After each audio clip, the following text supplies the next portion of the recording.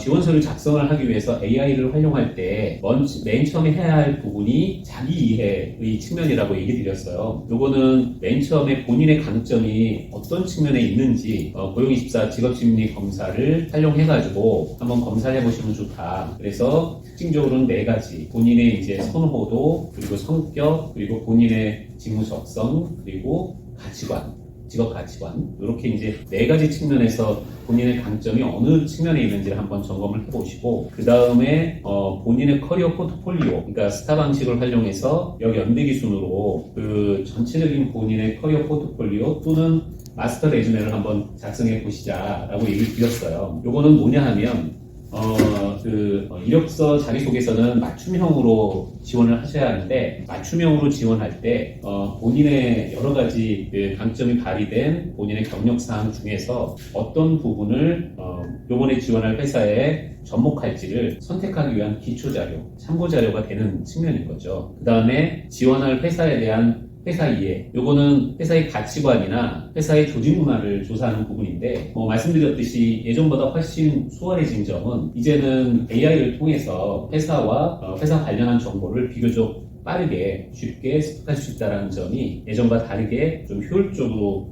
찾아볼 수 있는 방법이 된 거죠. 그 다음에 이제 직무 역량에 대한 조사, 그리고 직무 역량에 적합한 나의 강점, 커리어 포트폴리오 세부 내용 도출인데, 직무는 우선 그 직무가 해당 회사에서는 어떤 직무인지를 파악하는. 왜냐하면 모든 회사의 직무는 똑같은 타입들로 있다 하더라도 회사마다 다 일의 범위나 내용이 조금씩 다 다르거든요. 그래서 그 잡 디스크립션, 직무 기술서 또는 채용 공지를 보시면서 거기에서 그 주 업무, 부 업무를 분류할 수 있어야 되는데 예를 들어 가장 손쉽게 파악할 수 있는 점은 채용 공지의 직무 내용 중에 맨 윗줄에 쓰여 있는 부분 이런 게 사실은 그 회사 채용하고자 하는 그 직무의 가장 중요한 업무 내용이라 볼 수 있죠. 그리고 그 직무 내용 중에 하단으로 내려가면 내려갈수록 좀 부가적인 업무, 예를 들어 근무하는 시간이 100이라고 할 때 맨 위의 업무가 50% 이상을 차지할 수도 있고 그 밑으로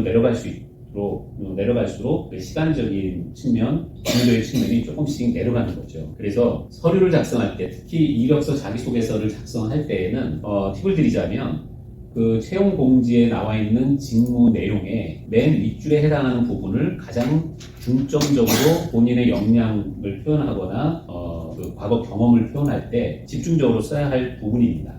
그 점을 좀 유념해 주시면 좋을 것 같고, 그리고 직무 역량에 적합한 나의 강점. 이 강점에는 아까 말씀드린 대로 개인 특성의 강점도 있고 또는 업무를 수행하시면서 발휘된 강점일 수도 있습니다. 그 다음에 이런 것들을 확인한 후에 서류를 작성하시는 것이 효과적인 거죠. 그래서 지난번에 잠깐 설명드린 에스크톱이, 혹시 에스크톱이 들어가서 확인해 본 분 있으세요?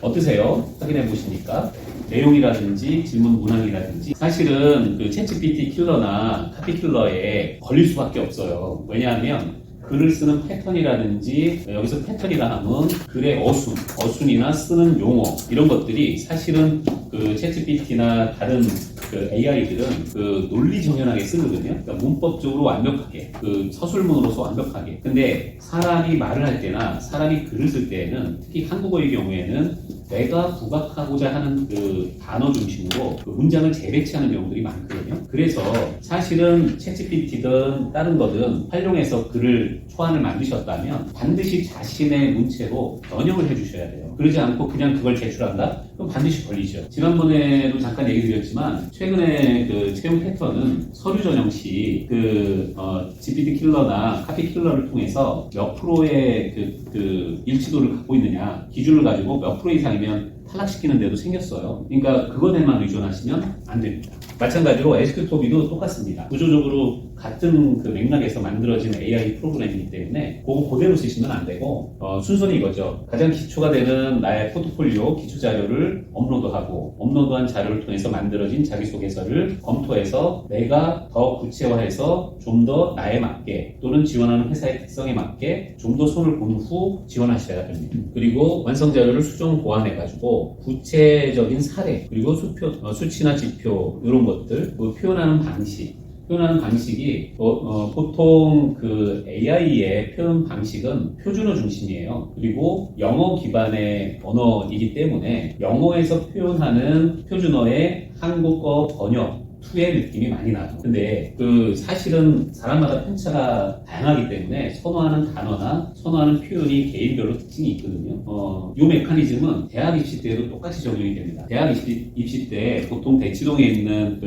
논술 또는 자기소개서 클리닉 해주는 유명한 분들이 있어요. 그분들이 해주는 거 내용 그대로 가면 대학에서는 좀 더 정밀하게 봐요. 예를 들어 고졸자 수준에서 쓸 수 있는 표현이 아닌 고급진 표현 또는 문법적으로 완벽한 표현 뭐 이런 것들은 사실은 면접 대학의 박사정관이나 서류 그 자기소개서를 보는 그 맥락에서 검증을 해가지고 일정 정도 기준점 이하를 주는 경우도 있습니다. 예, 그 대학 입시나 입시를 회사를 들어가기 위한 과정이나 전체적인 맥락은 비슷하다고 보는 거죠. 자, 오늘은